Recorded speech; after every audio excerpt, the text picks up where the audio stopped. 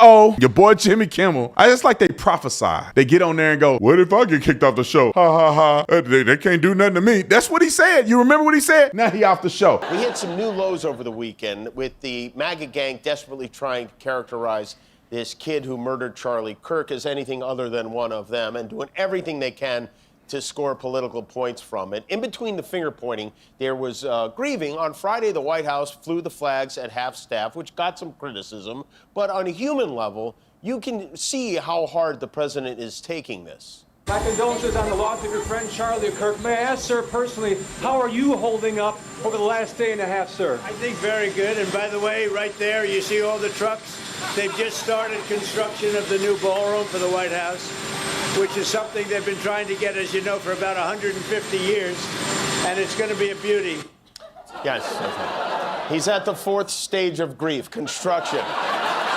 It's demolition, construction. This is not how an adult grieves the murder of someone he called a friend. This is how a 4-year-old mourns a goldfish, okay? And it didn't just happen once. When I heard it, I was in the midst of, building a great, for 150 years, they've wanted a ballroom at the White House, right? They don't have a ballroom. They have to use tents on the lawn for President Xi when he comes over. If it rains, it's a wipeout.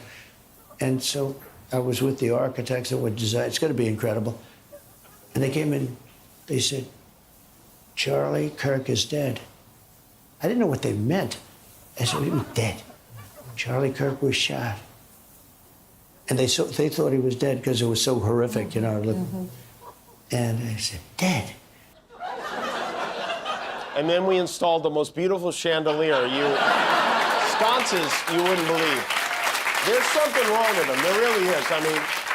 Now, how distasteful are you to think that this joke would land and it makes sense unless you vehemently hate Charlie and you hate President Trump? These leftist nut jobs have no end to the disrespect that they're willing to do. And that's why you lost your job. That's why you lost your job. To say that Donald Trump didn't care about Charlie is ridiculous. First of all, we came on the news and said it. Half-staff flags for the entire country. The motorcade and the support that Donald Trump, he's going to Charlie Kirk's funeral. He sent J.D. Vance to carry the casket. I mean, he's trying to put Charlie Kirk's casket in the rotunda. I mean, you name it, Donald Trump has done it. And it makes sense for a person who's grieving to try to divert the conversation because he don't want to get into a deep dive talking about Charlie Kirk, which would probably make him cry and get emotional, and he's not trying to go there. So that makes sense why he would divert to a different conversation.